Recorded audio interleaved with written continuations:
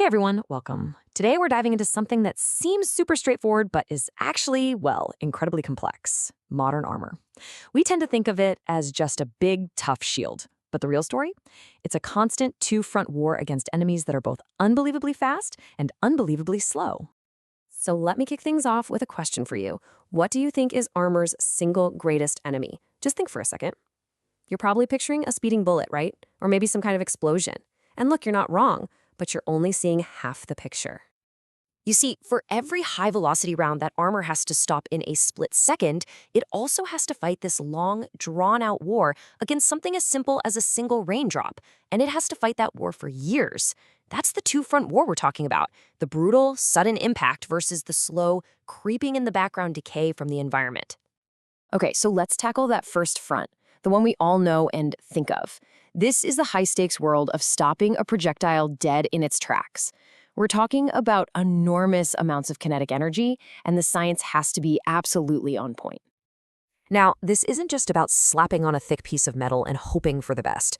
Modern armor is put through the ringer, tested against incredibly strict international standards, like the STANAG protocols that NATO uses. You can think of these as the official rulebook. They standardize everything: the exact bullet, the speed, the distance, so that everyone is on the same page.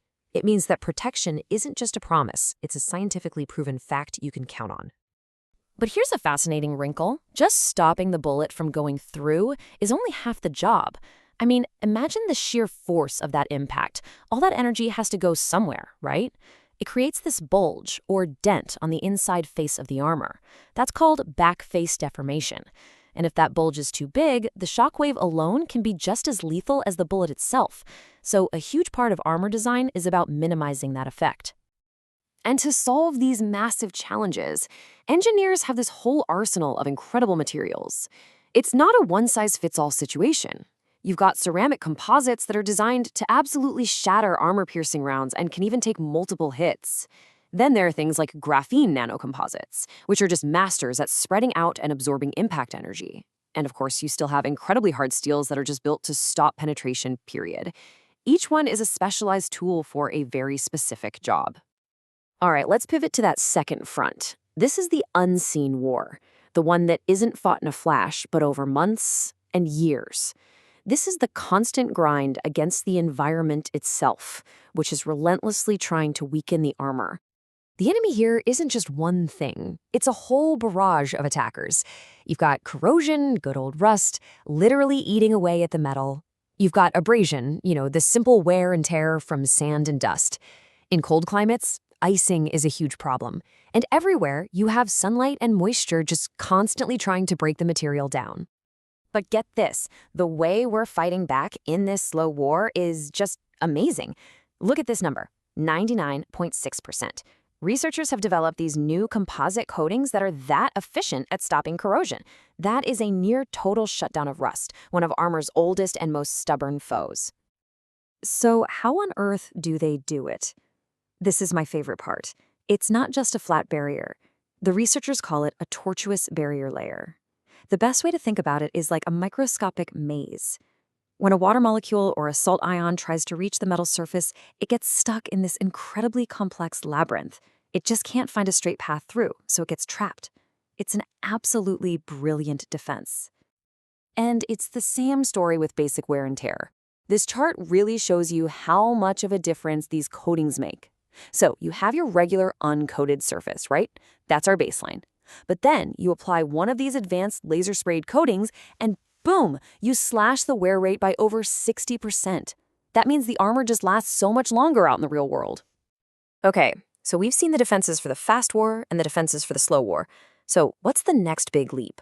What's the holy grail of armor science? Well, it's combining them.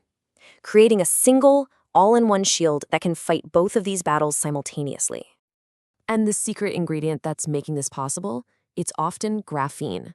This stuff is a true wonder material. It's way stronger than steel, it's unbelievably lightweight, and it's super resistant to chemicals. By mixing graphene into these coatings, scientists are creating a single, thin layer that can basically do it all. So let's just walk through how this works. An impact happens. First, the hard outer surface of the coating deflects and shatters the projectile. Then, that network of graphene inside spreads the energy out instantly, kind of like a spider web catching a fly. But at the exact same time, that same layer is repelling water, which stops ice and moisture from getting in. And finally, it creates that impenetrable barrier we talked about, blocking any chemical attacks like rust. It's 4 defense systems all working together in one seamless coating. And the bottom line here, confirmed by tons of research, is that this isn't just a cool idea anymore. The science is solid. These coatings are proven to hold up against bullets and provide amazing protection against the environment. They really are winning both the sudden war and the slow war. So let's bring this all home. Why does any of this matter? What does winning this two-front war actually mean for the future of protection? Well, it means we get armor that isn't just stronger on day one, but stays strong for years. It's about knowing the protection against an impact is just as solid as the protection against rust 5 years down the line. It lets us use lighter, more advanced armor systems because we don't have to worry about them degrading over time. This is protection that lasts. And this incredible fusion of material science and defense really leads us to one final huge question. We've just seen how a shield can evolve to fight multiple enemies all at once. So as our materials get exponentially smarter, where does this age-old race between the shield and the threat possibly go from here?